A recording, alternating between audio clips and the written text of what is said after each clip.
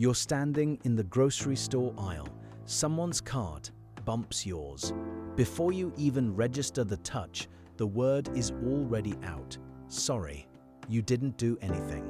You were standing still. But your body said it anyway. Automatic, instant, like flinching before pain. You say sorry when you ask a question. Sorry for existing in a space someone else might want. You've started to notice it. You've started to hate yourself a little for it. You tell yourself you're too apologetic, that you're weak. What if that reflex isn't weakness? What if it's one of the most sophisticated survival strategies your nervous system ever built?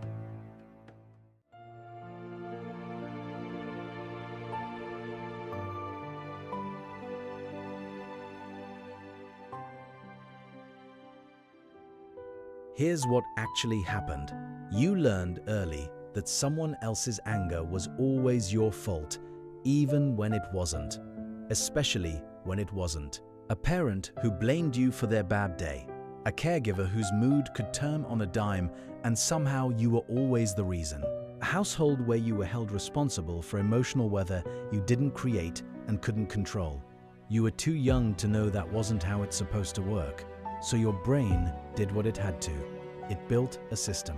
Imagine a smoke detector that learned to go off before there's smoke, because in your house, waiting until the fire started meant it was already too late.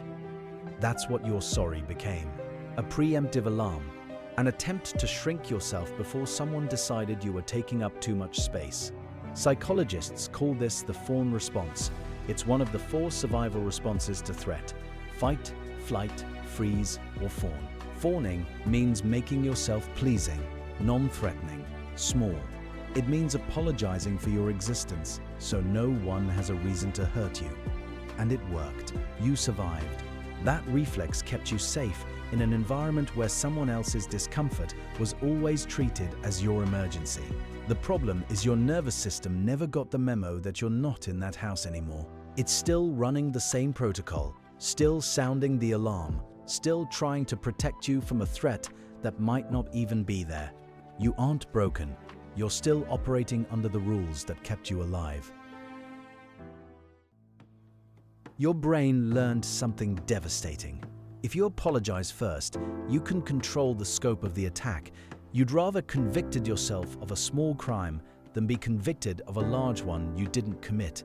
Dr. Cynthia King's clinical observations of prolonged trauma survivors show this exact pattern. People who grew up in environments with chronic blame shifting develop what researchers call hyper-responsibility reflexes.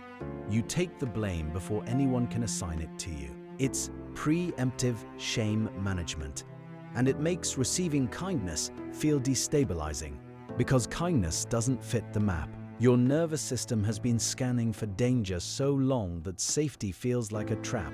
Daniel, 34, a software engineer, apologized in every email, every meeting. His manager told him he lacked executive presence. He thought he was broken. He spent years trying to fix his communication style, hating himself for the reflex he couldn't seem to kill. Then he learned what a fawn response actually was, not a personality flaw, but a nervous system defense built in childhood. He stopped trying to erase it. He started recognizing the moment it activated. He built a practice: pause before the word sorry leaves your mouth. Not to suppress it, but to ask, am I actually sorry? Or am I trying to make myself smaller so no one gets angry? That pause was everything. It gave him a choice. And every time he chose not to apologize for existing, he revoked a piece of the contract. You aren't weak, you're hypervigilant. And hypervigilance isn't a flaw, it's evidence you survived something that required it. The next time someone's cart bumps yours and the word sorry rises in your throat, you'll know what it really is. Not weakness, not a flaw. A contract you signed in childhood because you had to. And contracts signed under duress can be revoked. Every reflexive apology is a small renewal of that contract. Every time you pause, every time you choose not to shrink, you're writing a new one. One where your existence isn't something you have to apologize for. One where taking up space isn't a crime. You don't owe the world an apology for being here. You never did.